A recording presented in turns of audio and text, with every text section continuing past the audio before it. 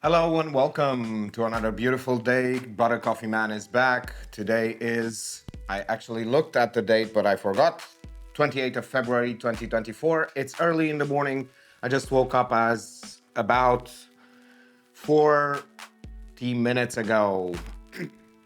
I'm having some butter coffee because I'm fasting today. As I do every day, I don't eat until 8 o'clock at night.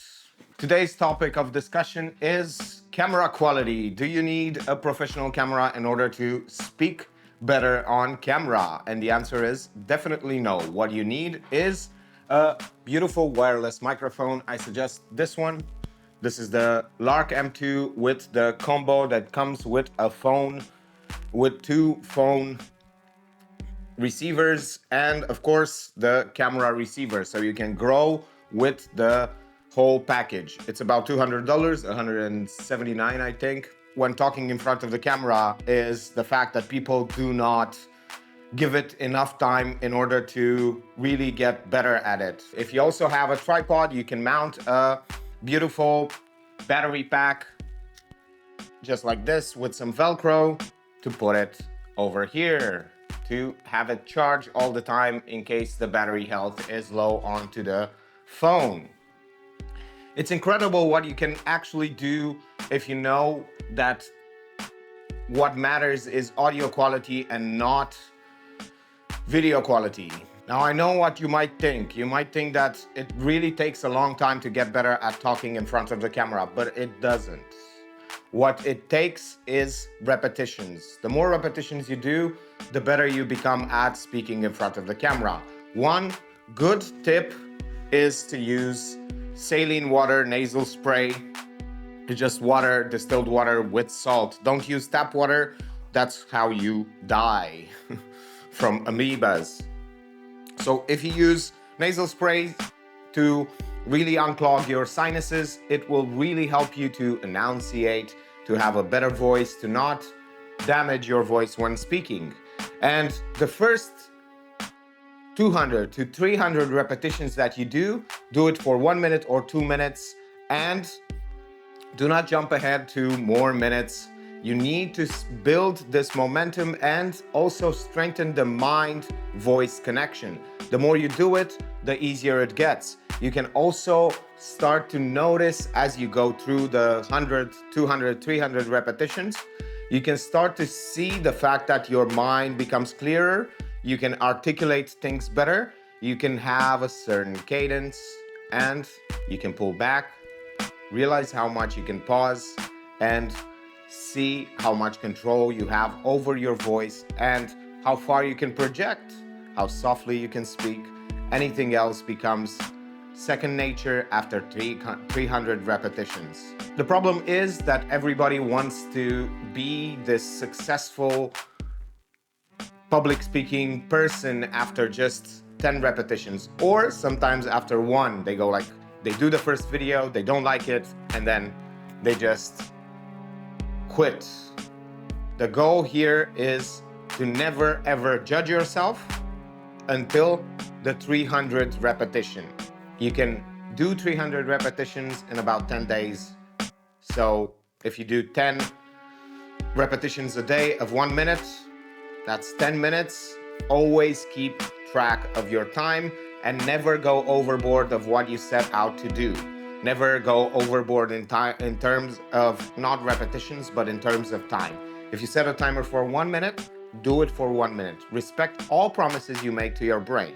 Never go and break a promise, because your mind will start to say, I don't like this. I want to do something else. I want to watch a movie. Maybe let's go eat something.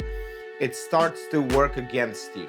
The goal is to be able to speak about 3 minutes without a script on a specific topic that you picked before the video. And not only that, but use your hands purposefully, slowly, and understand that you have a lot of freedom to choose words, to search your whole lexicon, your wealth of experience, in order to create a beautiful sentence, a wonderful sentence, a marvelous sentence. You can have a lot of freedom. You give yourself a lot of space to not feel self-conscious, because you will not judge yourself until the 200 or 300 repetition. That's what usually you should do, because if you do it sooner, you will not build the skill and you will judge yourself harshly. And what you do when you judge your 200 repetitions is go back to the first one and say, have I done enough in the last 10 to 15 days? Enough improvement to feel happy about myself? And if you look back at the first video and the last video, always compare to the baseline of where you started to the last one. Always. If it's day 100 and you go compare with day 1, that's how you compare. That's how you judge yourself. You don't judge yourself based on the output that you're having, just based on the output that you're having right now. You should judge yourself based on the improvement that you made, and not do it constantly. I would urge you to just go and try to postpone as much as possible the judgment part. Do the creative part enough times so that the judgment part is not so loud, and you can kind of like suffocate it.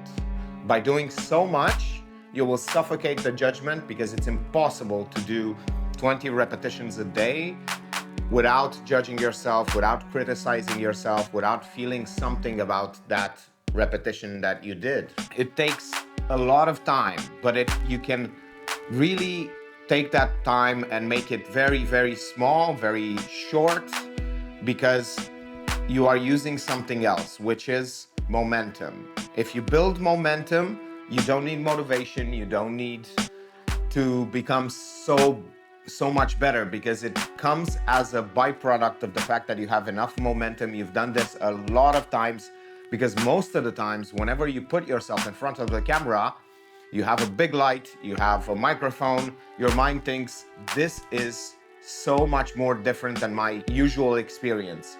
So the more you do it, that's why it's important to do it for 1 minute, 2 minutes, you desensitize yourself. You tell to your brain, you give your brain proof that you will not get hurt if you do this. So that's the point. And be careful not to hurt your mind by judging it, by criticizing it. Always, and I mean always, try to give yourself something in return whenever you do a great job, which is always, because the standard is, if I did what I set out to do, then of course I can reward myself. How do I reward myself? I say, good job. And I feel happy about it. So actually, even if you don't feel it, and if it feels fake or patronizing, do it, because your brain does not understand that much context. It just hears the word. I'm happy with the recording that I did today, even though I'm gonna say it like, I'm happy with the recording that I did today. Yeah, sure. See? It still feels it, and you can test it with your friends or your family and be like very patronizing to them, and they will still smile. Even though they know you're sarcastic, they will first smile and then tell you, oh no. Because their brain firstly interprets the words, and then it interprets the tone and what you said, but they will still be happy about the fact that you congratulated them. And you can tell them, as to get out of the situation, you can tell them, I just said it like that because I'm jealous that you're making so much progress. So you can get out of it. But you can test it out and do it on yourself more. Try to, even if you don't feel it, say it as like you feel it, even if it's sarcastic or you're not proud of what you did. Say to yourself, I'm proud of what I'm doing. I know it feels like this whole thing is just tricking your mind into doing whatever you need to do, but it's not, because you are actually building proof that you are the kind of person who keeps promises. So the more you keep your promise, the more you build momentum, the more your mind will work with you and not against you. It's very, very important to do that. Your brain does not work on promises. Your brain works on proof, and this whole strategy is based on proof. Building a lot of a wealth of proof that you are the kind of person who does what they say. And the more you do that, and the more you keep every promise that you make to your brain, the more trust your mind just has in the words that you utter. And of course, I am going to finish the coffee and take Sophie out and then come back to meditate for 1 beautiful hour. So for speaking in front of the camera, we have 2 more beautiful things to do. You need to really understand that the way you present yourself, your energy levels can be heightened. You can heighten your energy levels by doing holotropic meditation, also known as Wim Hof method. You are doing 25 or 30 breaths very fast, like, and then at the end of the 25 or 30 repetitions, you exhale, you hold your breath, and then you inhale, hold your breath again. And if you have any health issues, please do your own research and see if it's possible for you to do this before you try it. And first time you try it, try to stand down so you don't get dizzy and fall over, because you're basically hyperventilating and building a lot of oxygen into your body. The second point is about words. Pick a list of words pertaining to your specific topic that you want to talk about. If you want to speak better, to be more articulate, to use your entire lexicon in your speech, you need to do this one thing. Have a list of words, 15 or 20 words, and start spewing your nonsense, because everything is nonsense. All of the information you are already presenting is out there somewhere, but you are a different being. You are a different person, and you might deliver it differently. Don't try to reinvent the wheel. Don't try to copy. Try to build your own ideas, your own opinions that you have built over time, and notice all the successes you've had, all of the expertise you've built, all of the beautiful skills that you have, and all of your successes. Write them down, try to understand them. Writing is also a good thing for speaking in front of the camera. If you can really not speak well in front of the camera without a script, try doing a script at first. But there is a catch here. Whenever you read a script, you are not really talking in front of the camera. You are reading in front of the camera. Those are 2 different skills. And if you build one over the other, you're gonna have a lot of benefits from one and not from the other. So if you really want to be able to articulate your emotions, your ideas very well in front of the camera, you should practice the second one, which is talking without a script. Notice how whenever you talk with friends, you can talk for hours and hours without feeling any kinds of emotions. That is because you are desensitized, you don't feel any judgment, you don't have any high standards for yourself. So of course, you're gonna perform well. So do that in front of the camera. Desensitize yourself to the camera, lower your standards, lower your judgment, because that only builds anxiety. In case you didn't know, this whole channel is about emotions. For about 10 minutes, I felt very demoralized and very unhappy, maybe even depressed, you might say, about the fact that I don't seem to get enough success. And it's frustrating because I'm doing so many things and yet I have no results, in the sense that I don't have money. They are not making me money. They are not earning me anything. People don't seem to really want to watch these kinds of things. At the beginning, I was happy because I was feeling a lot of emotions, a lot of anxiety, a lot of things that I was like feeling like I was going to be judged.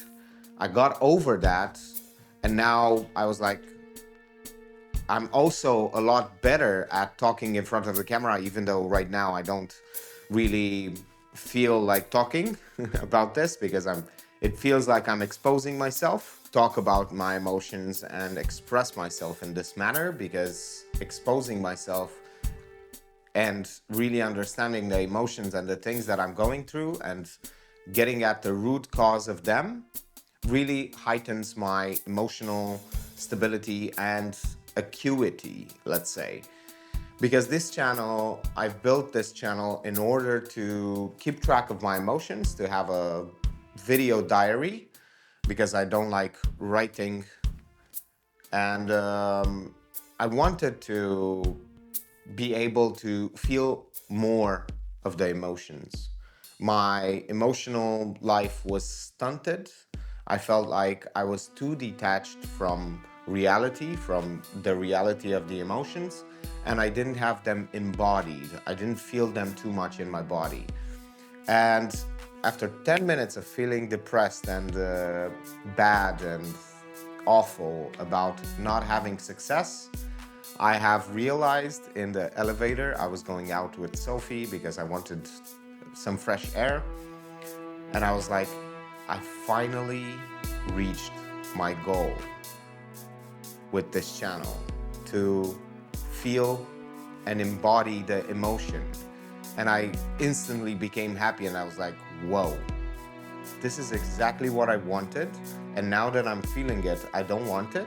No, I actually did want it. I do want those feelings, even those bad feelings, even depression, even sadness is better than not feeling emotions fully. I believe that really feeling emotions and being connected to your emotions is better, even if they are bad, than not feeling and being apathetic. That ends in pathetic, because life would be pathetic if you were apathetic to it. So it changed, especially because I did a holotropic meditation, but also during this conversation, I also realized that by speaking it out loud, I made my point even more clearly to myself, that this is exactly the goal that I wanted. And I am already feeling more successful. Not only that, but imagine just posting 150 videos in about 50 days. That's about 3 videos every day, and feeling bad about yourself. That's so awful. Why would I do that to myself? Is it bad to just not have success, even though you're successful at creating things? I mean, I don't want to end up in the same spot as I am with painting, where I don't feel like painting anymore because I'm just building this immense overhead of paintings that end up going nowhere. And it's still my fault. I realize it's my fault because I'm not really marketing the paintings. I'm not trying to sell them. So, yeah. But I don't think it's the same thing, because the videos already have their purpose. They have their the life of their own, and they are already giving me a lot of success, in the sense that I'm doing about 180 watch hours per month. So I don't believe that's that's a bad thing. I believe that's success. I had a few nice comments, and Sophie's eating the chair, and it's not good. Is it really a bad thing to develop so many skills at the same time and feel like a failure?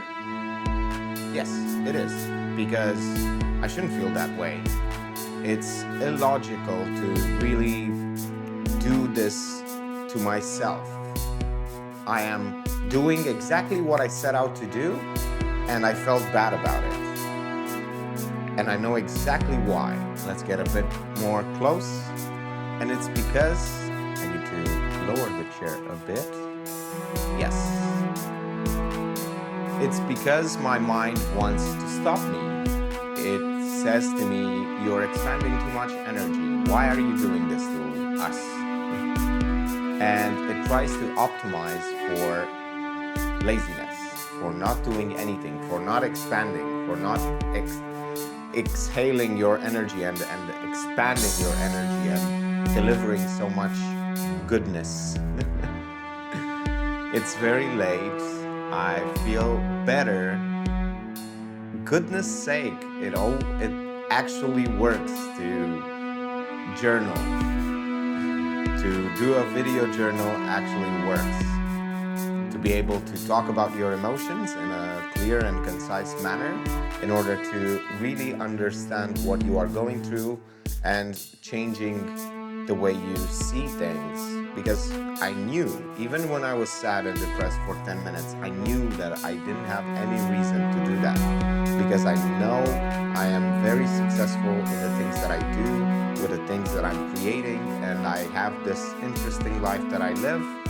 I am doing and building a lot of things, and success is just around the corner.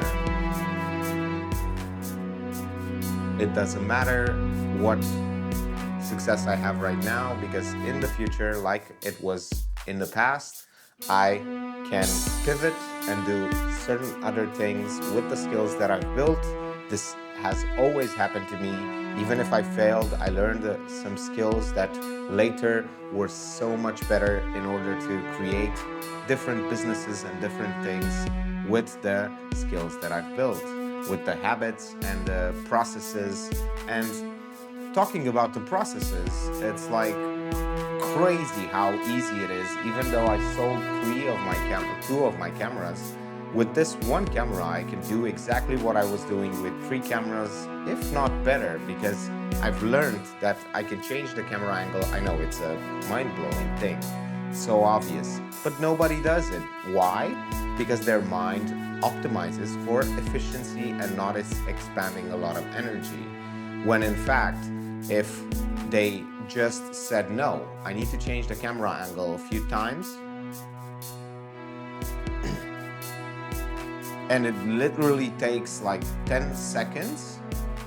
If I do that, the quality improves so much more from a boring shot from the background, with the same background, with the same lighting, with the same thing. You're just changing the whole perspective and you have a new angle.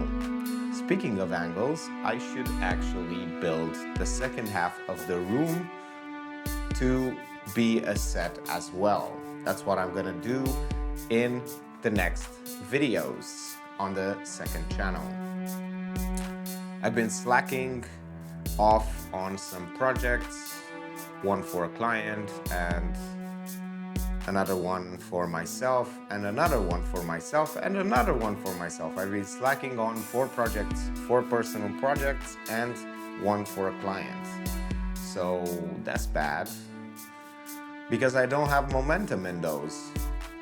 That's exactly what I should do. I should build momentum to be able to do the work that I need to do for those projects.